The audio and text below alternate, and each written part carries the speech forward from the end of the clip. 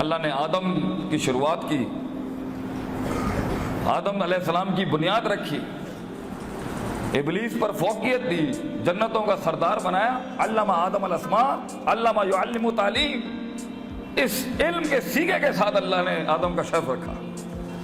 اور جب اس پوری لڑی کا ریوائول چل رہا تھا تو نبی صلی اللہ علیہ وسلم کے جب وقت آیا تب بھی اللہ نے جب پہلا ارشاد کیا اللہ کے نبی کے ساتھ تو وہاں بھی علم ہی مصداق تھا، وَعَلَّمَ الْإِنسَانَ مَا لَمْ يَعْلَمْ۔ انسان کا کمال اور وہ احسان اور یہ سکون اور یہ کلیجہ اور یہ جگر اور اس کی ٹھنڈک اور وہ درد اپنے رب سے دور ہونے کا یہ علم کے بغیر نہیں ہو سکتا۔ تو اپنے آپ کو ہلکا نہ لیں پتر، دنیا جتنا تجھے ہلکا لیں کدی اپنے آپ نو ہلکا نہ سمجھی، تو اکیلا بھی ہے مگر رب کی دلیل ہے دنیا کے اندر۔ یاد رکھیے یہ سکون اور یہ اطمینان تیرے سینے کو نصیب ہوگا بیٹا، کیونکہ تیرے پاس اللہ کی سب سے بڑی طاقت ہے اور وہ اللہ کا علم ہے۔ اللہ قرآن میں کہتا ہے وَاللَّهُ أَخْرَجَكُم مِّن بُطُونِ أُمَّهَاتِكُمْ لَا تَعْلَمُونَ شَيْئًا، کہ ہم نے تمہاری ماؤں کے پیٹوں سے تمہیں نکالا، تمہارے پاس کوئی علم نہیں تھا، شیء نکرہ ہے، نفی کے سیاق میں عموم پر نص ہے، خاص کرنے کے لیے دلیل چاہیے ہوگی۔ بندہ کوڑا آندہ ہے دنیا کے اندر، وَجَعَلَ لَكُمُ السَّمْعَ وَالْأَبْصَارَ وَالْأَفْئِدَةَ، آنکھ کان دل دیے تجھے اس لیے لعلکم تشکرون، لعلک علت پہ کھڑا ہوا ہے وہاں پر اپنی، تاکہ تو شکر کر۔ یعنی یہ پروسیس ہے انسان کی دنیا میں پرفارم کرنے کا، سلطنتیں بنانے کا، جنگیں لڑنے کا، اس دنیا میں اپنے جسم سے وہ کارنامے پروڈیوس کرنے کا جو انسان سوچ بھی نہیں سکتا۔ اگرچہ ایک زمانے میں لم یکن شیء مذکورہ تھا، کوئی حیثیت ہی نہیں تھی، دوسری جگہ پہ خلق الانسان ضعیفا، کمزور تھا، مائن مہین تھا، مگر انسان بہت کچھ کر سکتا ہے۔ یہ سب ہوگا، دلیل بنے گا بیٹا اس دنیا کے اندر۔ تو پہلی چیز ہے تزکیہ، self purification, self augmentation, self analysis, self redemption, اپنے قلب کے اندر جا کے اترنا، اور ما من مولود الا یولد علی الفطرہ سے جتنی انسان کی بربادی ہوئی بھی ہے اس کو تلاش کر، جو فابا واہ یحبدانی مجلسانی رسول، انسان اللہ نے بالکل صحیح بھیجا تھا، پیکج صحیح بھیجا تھا اللہ نے آسمانوں سے۔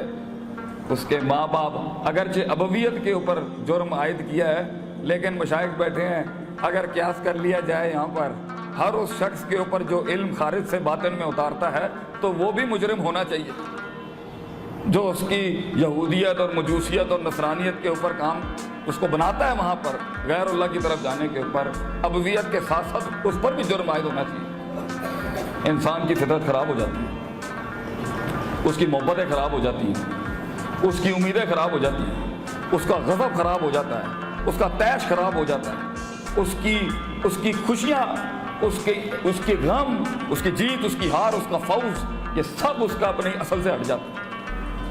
یہ ایک عالم کا بھی ہٹ سکتا ہے، علم سے پہلے قبل اس کی زندگی سے ہٹ سکتا ہے، بعد العلم بھی ہٹ سکتا ہے۔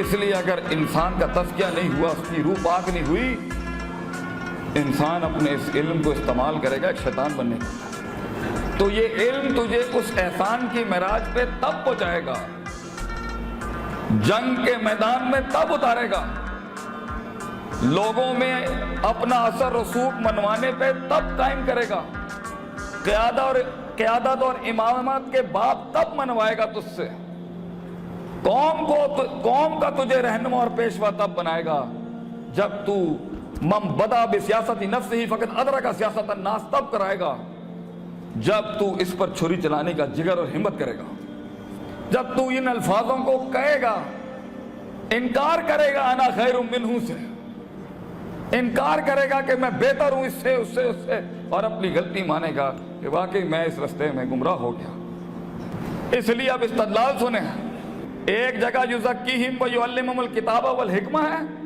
اور اللہ کی شان دیکھیں ایک جگہ پہ یعلمہم الکتاب والحکمہ ویزکیہم، التزکیۃ بعد التعلیم وقبل التعلیم فی، اور اس کے وسط میں بھی رکھا ہے اللہ نے۔ تو نفس کی پاکی نہ اس سفر کی شروعات میں چھوڑی جا سکتی ہے، نہ وسط میں چھوڑی جا سکتی ہے، نہ انتہا پہ چھوڑی جا سکتی ہے. یہ تو آخری لمحے میں بھی انسان کو تباہ کر سکتا ہے اس کا نفس. نعلم ما توسوس به نفسه.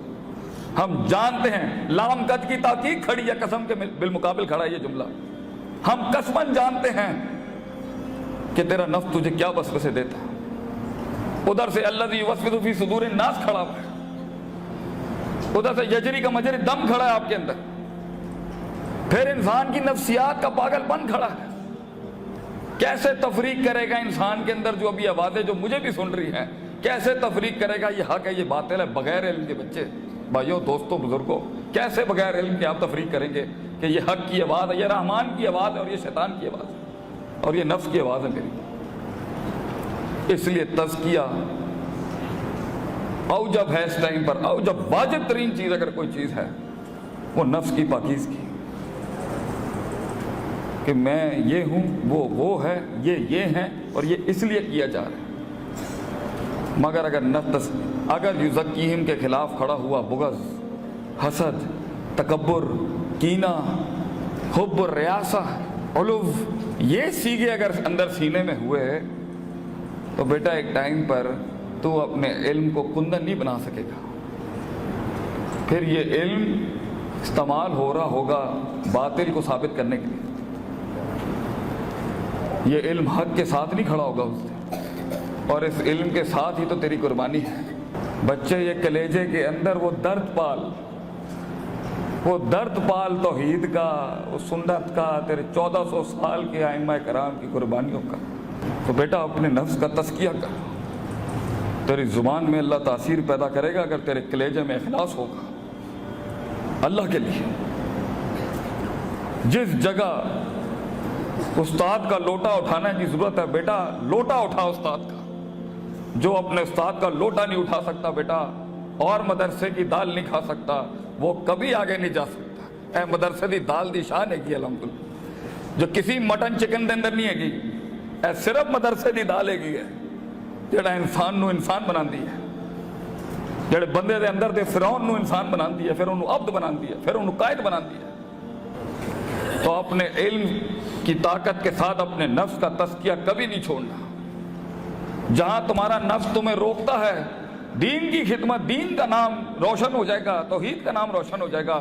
نفس کے کلیجے کے اوپر چھرا چلا کے چلا جائے، حوصلہ نہیں آنا. مگر اپنے اندر دین کی خدمت کے لیے کوئی بھی تبدیلی لانی پڑے، پیچھے نہیں ہٹنا. کبھی پیچھے نہیں ہٹتے دین کی خاطر. تیرا نفس اگر کٹ بھی جائے، تیری ذات برادری پہ چھرے چل بھی جائیں، دین اگر اس کا احیاء ہو جائے تو بچے تو امر ہو گیا ساری زندگی کے لیے.